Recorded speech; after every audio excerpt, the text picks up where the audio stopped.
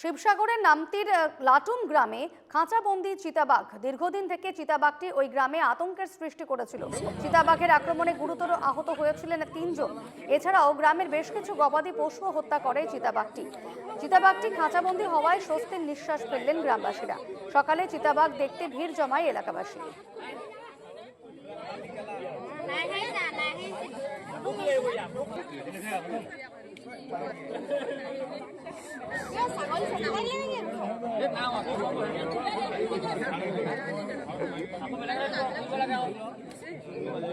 আমাৰ নামদি অঞ্চলত বিশেষকৈ নামদিৰ আশে-পাশে বহু অঞ্চলত বাঘৰ উপদ্ৰৱ চলিছে। আজি বহু দিনৰ পৰা বহু বছৰৰ পৰাই বাঘৰ বিভিন্ন অঞ্চলত বাঘে গৰু, ছাগলী, গাহৰি আদিকে ভক্ষণ কৰি আছে, যাৰ ফলত মানুহে হাবিলৈ যাব নোৱাৰা হৈছে। আৰু এই বাঘটো আজি ৰাতি পিঞ্জৰাবদ্ধ হৈছে।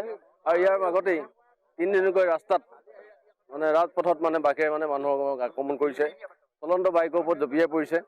ইয়াৰ লগে লগে আমাৰ ইয়াত এটা ৰাইজে দেখিছে এটা ঢেকীয়াপতীয়া বাঘো আছে আৰু হৰিণাও আমাৰ ইয়াত আছে নামতি অঞ্চলত। আমি এতিয়া প্ৰত্যক্ষ কৰিছোঁ। গতিকে আমাৰ এই যে ৰাইজক উপদ্ৰৱ কৰিছে, বাঘটো যে পিঞ্জৰাবদ্ধ কৰিছে, বন বিভাগে যাতে বাঘটো অলপ আঁতৰাই এৰি দিয়ে, কাৰণ যাতে ইয়াৰ পুনৰ আহিব নোৱাৰে। আৰু ইয়াৰ লগতে আমাৰ এই বাঘৰ পোৱালিও আছে। কাৰণ হৈছে কি, এনেকুৱা হৈছে আমি সন্ধ্যা সময়ত মানুহবিলাক বাহিৰলৈ ওলাব নোৱাৰে, ৰাস্তা পদূলিলৈ ওলাব নোৱাৰে, কাৰণ ৰাজপথতেই বাঘে আক্ৰমণ কৰে। উপদ্ৰৱটো এবছৰ 2 বছৰমানৰ পৰাই হ'ল। আচলতে বহুত দিনৰ পৰা উপদ্ৰৱ কৰাৰ কাৰণে আগত আছিলে ডাঙৰ বাঘ আছিলে যে বাঘিনী আছিলে, সিহঁতি পোৱালি দিলে চাগে, এতিয়া ডাঙৰ হৈ গ'ল আৰু পোৱালিবোৰ। এতিয়া সেইটো ৰাস্তাইদি যোৱা বাইক আৰোহী, চাইকেল আৰোহী তেওঁলোককো আক্ৰমণ কৰিবলৈ ধৰিলে। সেইকাৰণে আমি ৰাইজে ভাবিলোঁ আৰু বাঘটো যে পিঞ্জৰাবদ্ধ কৰিব লাগিব।